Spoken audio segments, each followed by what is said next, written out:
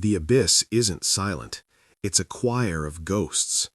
At 7 miles down, the Atlantic doesn't just surround you, it weighs on you. A billion tons of black water searching for a single microscopic flaw in the hull. It sounds like a slow, rhythmic thrum of life support fans, the distant drip of condensation, and the occasional bone-shaking groan of the titanium alloy as it settles into the seabed. I'm Elias. I've spent 25 years in these tin cans, breathing air that's been recycled through 1,000 pairs of lungs and staring at sonar screens until the green pings burn into my retinas. I'm a creature of the deep, a man who trusts mechanics more than people. In a world of crushing pressure, emotions are a leak you can't afford. But then there was Kiran. He arrived at Station Cobalt 4 3 weeks ago, smelling of sea salt and sunlight, things I'd almost forgotten existed.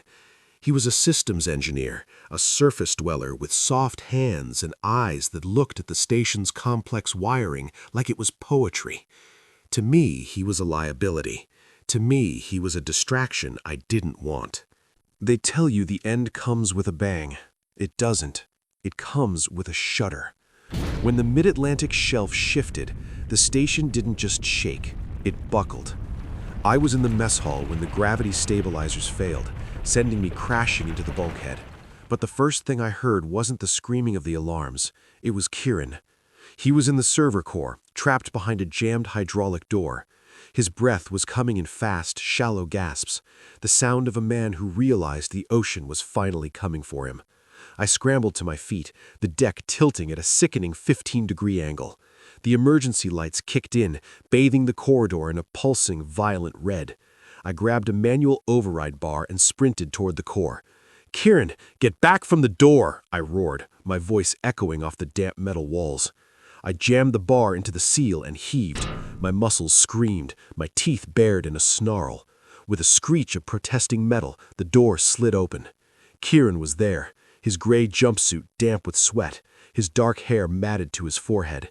He looked at me, and for a second, the terror in his eyes was replaced by something else, a raw, naked relief that made my heart skip a beat. "Commander, the pressure seals in Sector 3, they're failing," he wheezed, grabbing my arm to steady himself. His grip was surprisingly strong, his fingers digging into the fabric of my wetsuit. "I know, we have to get to the escape trunk." The station groaned again, a deep, guttural sound that vibrated through the soles of my boots. The tectonic shift crushed the main pods. We have one backup suit left in the auxiliary airlock, and the oxygen scrubbers just went offline. I checked the digital readout on my wrist. Oxygen, 88%. Estimated time, 90 minutes. We began to move through the labyrinth of the station. The floor was already covered in 3 inches of icy water. Every step felt like walking through a graveyard. We navigated the dark vents and the flooded corridors, the only light coming from the narrow beam of my waterproof flashlight. "Elias," Kiran whispered as we waded through the medical bay. "The math, it doesn't work. 1 suit, 90 minutes of air for 2 people. If we both stay, neither of us makes it." I stopped and turned to him. The red emergency light hit the sharp line of his jaw, making him look older, harder. I reached out, my large gloved hand cupping the back of his neck. It was a gesture of dominance and protection all at once. "Shut up about the math, Kiran," I growled, my face inches from his. "I don't care about equations. I care about getting you to the surface. You're a dreamer. You're the one who remembers what the sun feels like. I'm just a ghost in a uniform. You're going up." "I'm not leaving you down here to drown in the dark," he snapped back, his eyes flashing with a sudden fierce defiance. In that moment, with the ocean thumping against the hull like a giant's fist, the wall I'd built around myself for 25 years didn't just crack, it shattered. I saw him then, not as an engineer or a liability, but as the only thing in the abyss worth saving. "We move," I commanded, my hand lingering on his neck for a second too long. "We move, or the ocean makes the decision for us. We pushed forward into the dark, the water rising to our waists, the pressure of the deep Atlantic pressing against the glass, and the pressure of something else, something much more dangerous, pressing against the two of us. The emergency lights in Sector 4 didn't pulse anymore. They flickered, a dying heartbeat in a ribcage of titanium. The water was at our waist now, sluggish and freezing, pulling the heat from our bodies with every step. But the cold wasn't the enemy. The silence was. It was a thick, heavy presence that made every rattle of the station feel like a final warning. I led Kiran into the auxiliary airlock, the only dry pocket left in the entire structure. I slammed the pressure door shut and spun the manual wheel until it locked with a definitive metallic thud. For a moment, we just stood there, gasping for air that felt thin and tasted of burnt ozone. "Elias." Kiran's voice was a ragged whisper. He slumped against the lockers, his gray jumpsuit soaked through, clinging to the lean lines of his body. He looked up at me, his dark eyes wide and glassy in the dim green glow of a chemical stick. "The oxygen! My lungs feel like they're full of lead." I checked my wrist display. Oxygen, 42%. "Don't talk," I commanded, my voice dropping to that low, resonant rumble I used when the world was falling apart. "Sit down." I moved toward the gear locker. Inside sat the Mark 7 pressure suit. It was a beast of a machine, reinforced carbon fiber and a self-contained life support system that could withstand the weight of the entire Atlantic. It was beautiful. It was a miracle, and it was the only one that hadn't been crushed when the tectonic shelf shifted. I pulled it out, the heavy boots clanging against the deck. When I turned back, Kiran was watching me, his chest heaving. "Get in," I said. "No!" He didn't move. He just stared at the suit, then at me. "Elias, look at the gauge. If I take that suit, the internal CO2 scrubbers in this room won't last 20 minutes with you in here. You'll be breathing water before I even hit the first decompression stage." I walked over to him, my shadow looming large against the wet bulkhead. I didn't care about the protocol. I didn't care about the commander's duty. I grabbed the lapels of his jumpsuit and hauled him to his feet. "You think I'm doing this because it's my job?" I growled, my face inches from his. "I've spent 25 years down here, Kiran. I've lived in the dark. I've become part of the machinery. But you talk about the stars like you can still touch them. You remember what the wind feels like on your face. You're the only thing on this station that isn't made of cold steel and salt." His breath hitched. The defiance in his eyes wavered, replaced by a raw, naked vulnerability that hit me harder than the pressure outside. He reached up, his cold, trembling fingers brushing against the scar on my jaw, the mark from a suit failure that should have killed me a decade ago. "Then come with me," he pleaded, his voice breaking. "There's enough room in the suit's neck seal for 2 breathers if we—" I interrupted, my hand moving to the back of his neck, my thumb tracing the line where his hair met his skin. "One of us has to stay behind to manually cycle the airlock.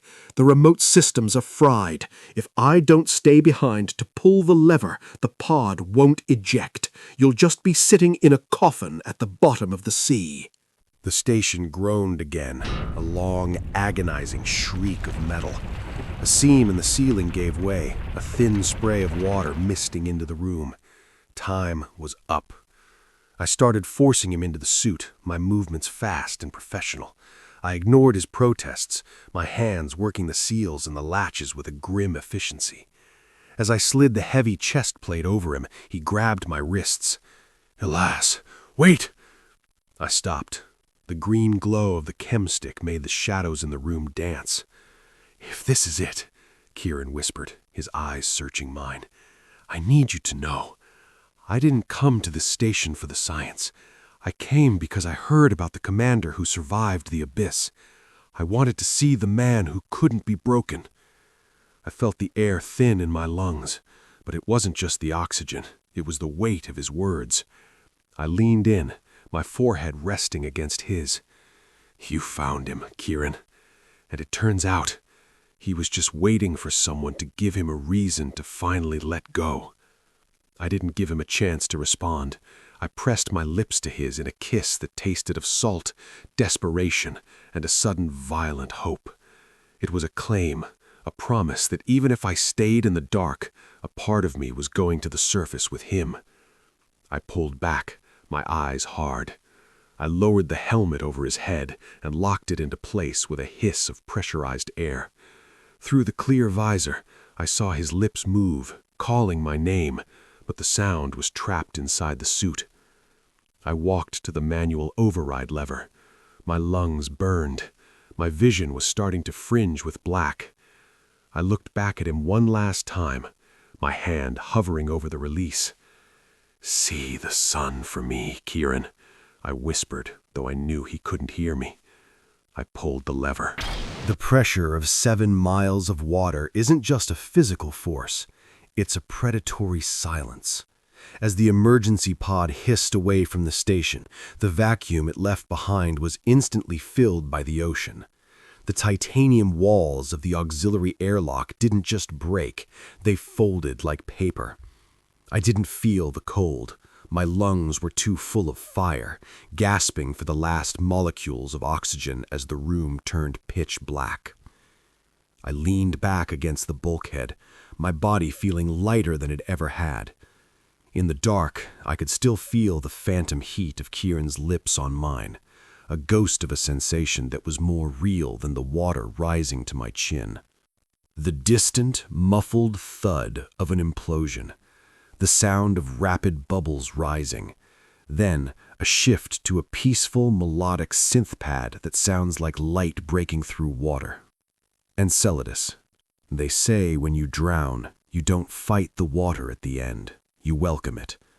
I watched the tiny flickering light of Kiran's pod through the reinforced glass until the station's frame buckled and the view was cut off. I was a man of the dark, finally sinking into the element I'd spent my life fighting.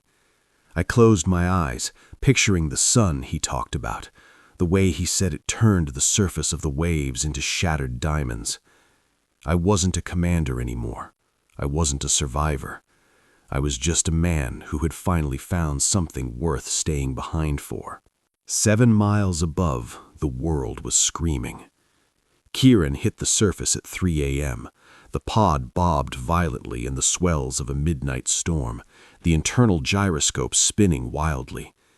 Inside the suit, Kiran was screaming my name into a dead radio, his fists bruising against the reinforced visor. He watched the sensors on his wrist flatline as Station Cobalt 4 vanished from the grid. When the rescue frigate, the Borealis, hauled the pod onto the deck, they found a man who refused to take off his helmet. He sat on the wet wood of the deck, rain lashing against his carbon fiber suit, staring at the black water with a hollow, haunted gaze. "He's still down there," Kiran whispered when they finally pried the visor open. The ship's medic tried to wrap him in a thermal blanket, but he pushed them away. He looked at the horizon, where the first gray light of dawn was beginning to bleed into the sky. "He stayed so I could see this." Months passed. The Cobalt project was shuttered, deemed too dangerous for further exploration. Kiran didn't return to the university. He moved to a small coastal town in Maine, a place where the cliffs were jagged and the water was a deep, unforgiving blue. He spent his days on the shore, staring at the line where the sea met the sky. He carried a small, dented piece of titanium in his pocket, a fragment of the airlock seal he'd pocketed before the ejection. I didn't die in the dark, not entirely. Every time Kiran looks at the sunrise, I'm there in the warmth on his skin. Every time he listens to the roar of the tide, he hears my voice in the surf. We were two souls separated by the greatest weight on earth, but the pressure didn't break us, it fused us. He lived for the stars, and I stayed for the silence. But in the space between the surface and the abyss, we found a truth that no ocean could drown. Kiran stood on the edge of the pier, the wind whipping through his hair. He reached into his pocket, gripped the metal fragment, and looked at the rising sun. He didn't look sad anymore. He looked like a man who was carrying a secret. "I see it, Elias," he whispered to the waves. "I see it all, and it's beautiful." Elias stayed in the dark so that Kiran could find the light. It's a reminder that the greatest stories aren't just about surviving. They're about what we're willing to leave behind for the people who change us. Before we close this chronicle, I want to talk to you directly.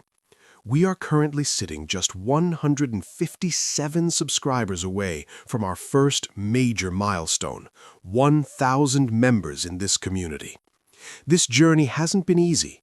It's been hours of late-night writing, refining every frame, and pushing ourselves to make every story more immersive and more authentic than the last.